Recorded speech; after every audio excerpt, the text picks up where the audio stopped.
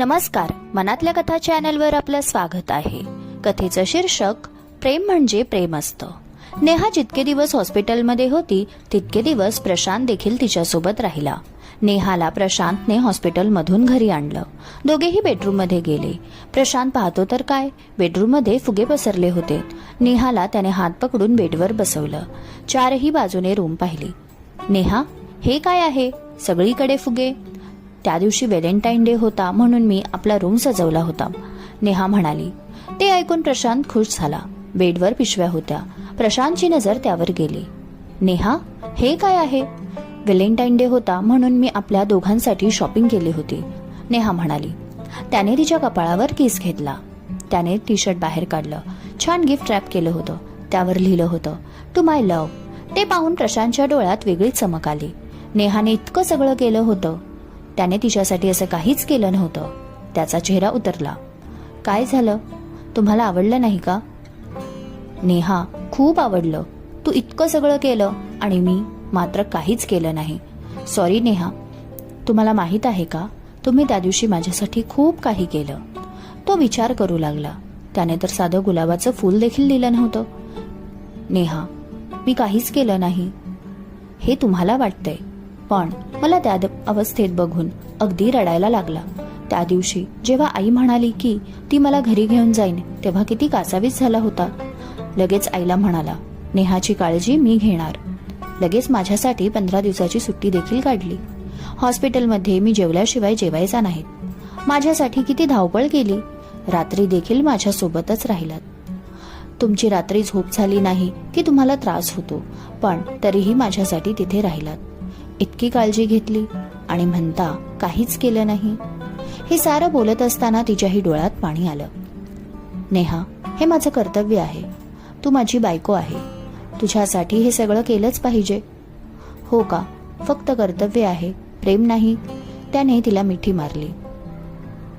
नेहा, त्या दिवशी श्यामल काकूंचा फोन आला. तुझा अपघात झाल्याची बातमी ऐकली आणि माझे हातपाय गळून गेले. तू कशी असशील, तुला किती त्रास होत असेल हाच विचार करत होतो. पण तुला जेव्हा बघितलं तेव्हा जीवात जीव आला. हे सगळं प्रेमच होतं नेहा, प्रेमच होतं. स्वतःला विसरून गेलो मी.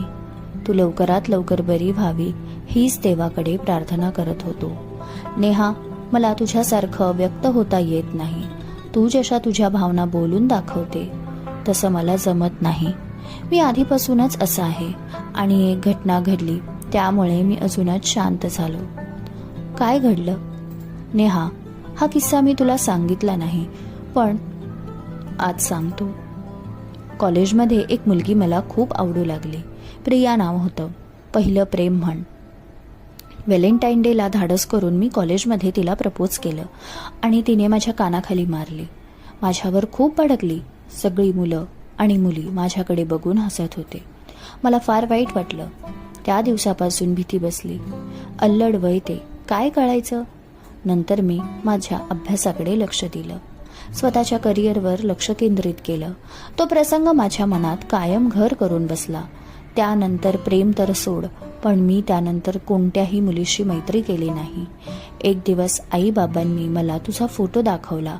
तुला पाहिलं आणि असं वाटलं तूच माझी योग्य जोडीदार होशील. तू आली आणि माझ्यासोबत घरालाही आपलंसं केलं. साखर विरघळावी अगदी अशीच तू माझ्या आयुष्याचा भाग झाली. नेहा, खरंच मी तुझ्याशिवाय काहीच नाही. तू माझं सर्वस्व आहे. हे बोलत असताना त्याच्या चेहऱ्यावर सर्व भाव स्पष्ट दिसत होते. किती दुःख होतं मनात. मला का नाही सांगितलं? त्याची हनुवटी अलगद हातात धरत म्हणाले. नेहा, काही घटना इतक्या नकोशा होतात की त्या सांगू देखील वाटत नाही. असंच झालं समज. त्या घटनेमुळे प्रशांतच्या आयुष्यावर इतका वाईट प्रभाव झाला होता की बोलताना देखील त्याचा आवाज थरथरत होता. नेहाला त्याच्यासाठी वाईट वाटलं. बरं झालं, प्रियाने नकार दिला. ती हसत म्हणाली. काय बोलते नेहा? तो तिच्याकडे निरखून पाहू लागला. प्रियाने जर होकार दिला असता तर तुम्ही तिच्याशी लग्न केलं असतं. मग मला तुमच्यासारखा प्रेम करणारा, काळजी करणारा नवरा नसता भेटला ना? वेडाबाई. तिच्या गालावरून अलगद हात फिरवला. तो देखील हसू लागला. बरं, कोणत्या कानाखाली मारली होती? नेहा, प्लीज आता सोड ना विषय, प्लीज. सांगा ना. डाव्या गालावर. तो मान झुकवत म्हणाला.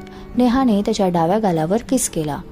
आता प्रियाने मारलेली कानाखाली विसरायची हा, कारण ही तुमच्या हक्काची बायको तुमच्यावर प्रेमाचा वर्षाव करणार आहे. तर अशा पद्धतीने नेहा आणि प्रशांतचा व्हॅलेंटाईन डे साजरा झाला होता. प्रशांत सारखा जीव लावणारा नवरा तिच्या आयुष्यात आला, त्यामुळे ती रोजच व्हॅलेंटाईन डे सेलिब्रेट करू लागली. जोडीदाराला गिफ्ट देणं, गुलाबाचं फूल देणं यापेक्षाही महत्त्वाचं असतं कठीण काळात आपल्या जोडीदारासोबत उभं राहणं, त्याला प्रेम करणं. बरोबर ना? समाप्त. काय मग, आवडली का नेहा आणि प्रशांतची लग्नानंतरची प्रेमकथा? आवडल्यास एक लाईक जरूर द्या. कमेंटमध्ये कथा कशी वाटली तेही जरूर सांगा. आणि तुम्ही अजूनही चॅनलला सबस्क्राईब केलं नसेल तर सबस्क्राईब करा. लवकरच भेटूया नवीन कथेसह. धन्यवाद.